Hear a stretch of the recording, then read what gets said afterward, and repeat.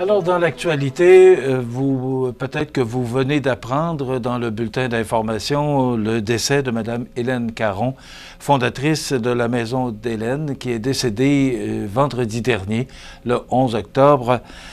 C'est une lourde perte pour notre région. Moi, j'ai connu Hélène depuis dans les tout débuts. J'ai pas connu Hélène. Ça fait longtemps que je connais Hélène Caron. Mais Hélène était venue me voir lorsqu'elle a pensé partir ce projet-là d'une maison de soins palliatifs parce que Hélène était atteinte depuis plusieurs années d'un cancer. Elle s'est battue pendant des années. Et malheureusement, le cancer a vaincu. Mais quelle femme extraordinaire! Je n'ai que de bons mots à dire de cette personne-là. Surtout, le mot que je vais retenir de Mme Caron, c'est sa détermination à rendre ce projet, à faire aboutir, voilà, je cherchais le bon mot, là, faire aboutir ce projet d'une maison de soins palliatifs et les difficultés qu'elle a rencontrées pendant tout ce projet-là pour qu'un jour, il se réalise. C'est grâce à Mme Hélène Caron. Et aujourd'hui, on se souviendra toujours d'Hélène parce que la maison porte son prénom, la Maison d'Hélène. Je veux lui rendre hommage aujourd'hui pour tout ce qu'elle a fait pour notre région. On n'a pas de détails là, sur la date des funérailles, mais c'est avec tristesse qu'on a appris le décès d'Hélène vendredi dernier. Alors, on va sûrement en reparler cette semaine pour connaître là, les détails là, de ces funérailles. Donc, pour notre région, Mme Hélène Caron, c'est une grande dame que je salue. On souhaite nos sincères condoléances là, à la famille, aux proches et tous les amis. Elle avait tellement de gens autour d'elle, cette femme-là. Et je le répète, le mot détermination, c'est, je pense, le plus beau qualificatif qu'on peut donner à Mme Caron. La MRC de Kamouraska, qui juge essentiel le projet de la piscine du cégep de la Pocatière, si vous vous souvenez bien, on en a parlé, puis on vient d'en parler avec M. Gignac également. C'est un beau projet, mais là, on se rend compte, là, parce qu'il n'y a pas de piscine de cette qualité-là. Il y en a une à Montmagny, puis après ça, ça va à Rivière-du-Loup. Et on dit que c'est jugé essentiel d'abord parce que on a besoin d'une piscine, là, et on le dit aussi, c'est pour les familles, pour les jeunes également, parce qu'il n'y a pas il y a pas de cours aquatiques là, à part Montmagny. Et Montmagny dessert principalement là, la MRC de Montmagny, la MRC de Lydais. Et ce qu'on dit, c'est qu'à partir de Saint-Jean-Port-Joli, les gens iraient plus vers la piscine de la Pocatière, mais là, il n'y en a plus. Et on sait que la piscine de Montmagny, qui a plus de 50 ans, là, qui d'ailleurs sera rénovée là, dans le projet de santé durable, de complexe culturel et sportif en santé durable. Donc, on aura une piscine à la hauteur de nos attentes, mais pour l'instant,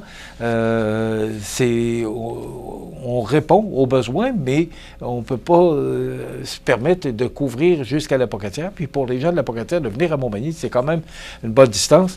Donc, 1,2 million que la MRC de Kamouraska a décidé de donner. Il reste 4 millions et moi, j'ai été encouragé parce que M.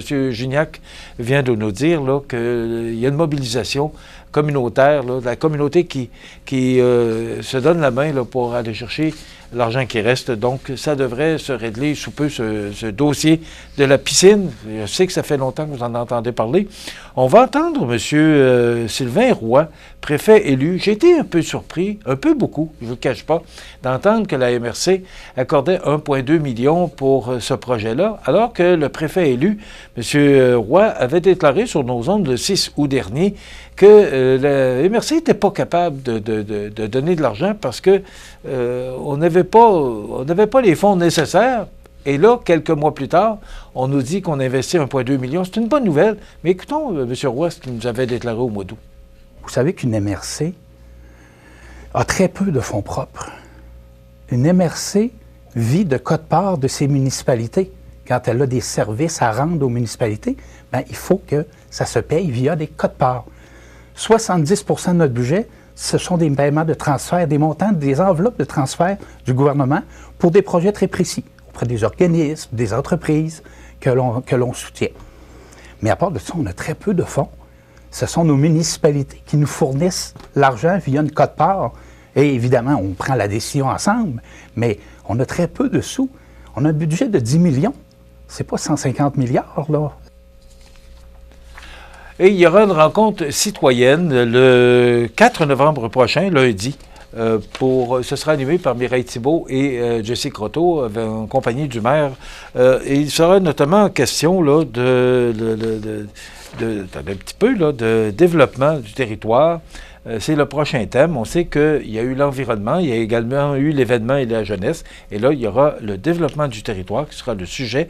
Donc, on ne veut pas plus que 20 participants. Donc, si ça vous intéresse, dépêchez-vous de vous inscrire. Là, vous pouvez communiquer avec la ville de Montmagny pour avoir plus d'informations. Mais comme on veut et donner la parole et avoir le plus d'idées possible. On veut le moins de monde pour qu'on puisse vraiment là, sortir de cette rencontre-là avec le plus de positivisme et d'idées qu'on pourra mettre de l'avant. Alors, c'est le 4 novembre prochain, ce sera animé par Mireille et Jessie, avec le maire. Il y a un sondage dans le Journal de Québec ce matin qui dit, au cours des 5 dernières années, avez-vous payé ou utilisé une assurance privée pour recevoir des soins médicaux au Québec? Vous savez que de plus en plus, on se tourne vers le privé parce que quand il n'y a pas de presse, on dit, bon, c'est pas grave, on peut attendre quelques mois. Mais quand on souffre, quand on a un problème de santé, bien, on voudrait avoir le diagnostic le plus rapidement possible et les soins appropriés. Alors, ce qu'on nous dit, c'est que 42 % des gens ont reçu des soins médicaux et ont utilisé ou payé une assurance privée, contre 55 %. Avant 2019, avez-vous payé ou utilisé une assurance privée pour recevoir des soins médicaux au Québec? 25 % oui, 70 % non. Avez-vous l'impression que l'accès aux soins de santé au Québec est meilleur, pareil ou pire qu'il y a 5 ans? 56 % disent qu'il est pire qu'il y a 5 ans, 32 % disent que c'est pareil et 5 % disent que c'est meilleur. Je sais pas, j'aimerais connaître les gens qui ont répondu 5 % que c'est meilleur, mais moi, vous savez, avec le ministre Dubé, c'est un homme d'affaires. Il a été vice-président de la Caisse de dépôt et de placement, et je vous en parle à l'occasion quand c'est possible.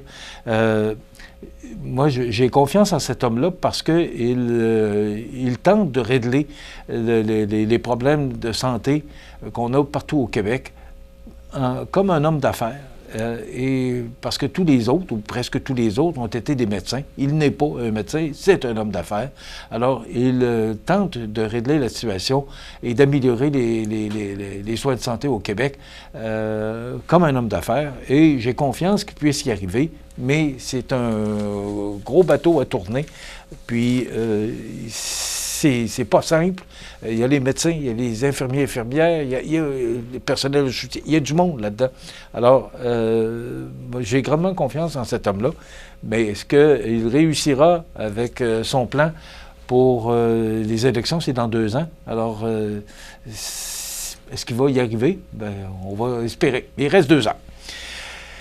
On a parlé des cartes de crédit, là, des achats faits par erreur à même les coffres de l'État. C'est dans le Journal de Québec de ce matin. Des employés avaient enregistré la carte du ministère dans leur propre compte Amazon. On apprend que des fonctionnaires ont dû rembourser des dépenses personnelles faites par mégarde avec des cartes de crédit du gouvernement, par exemple, pour de l'essence, un bol Poké et même une coupe de cheveux. Achat fait par erreur. Alibaba, 88,05 $. Le coiffeur, 59,61 $. Petro-Canada, par erreur toujours, 54,69 $. Pièces de voiture et chargeurs pour montre chez Amazon, 121,43 $. Repas à Oslo, par erreur, 364 $. Et tennis, par erreur, 46 et 79. Je trouve que c'est intéressant.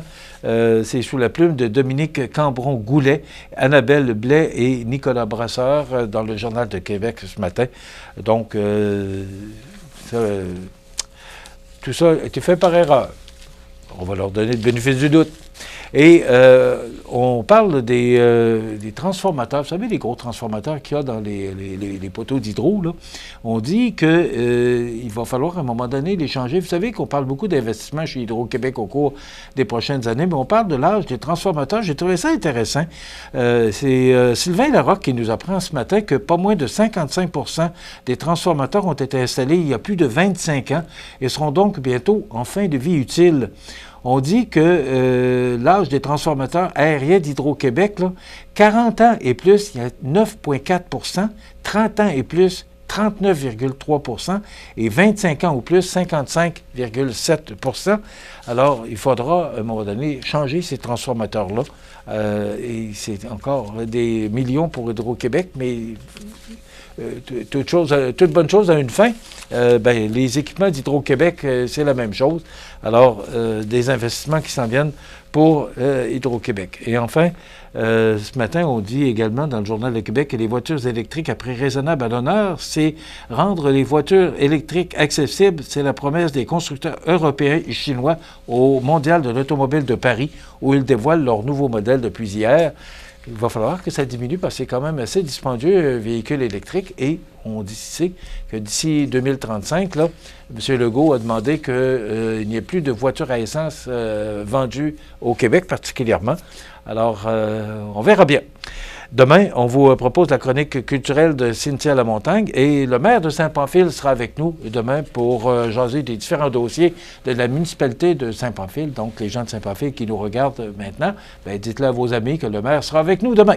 Je vous souhaite donc de passer une excellente journée. On se retrouve demain pour une autre émission d'information sur la Côte-du-Sud. Bonne journée.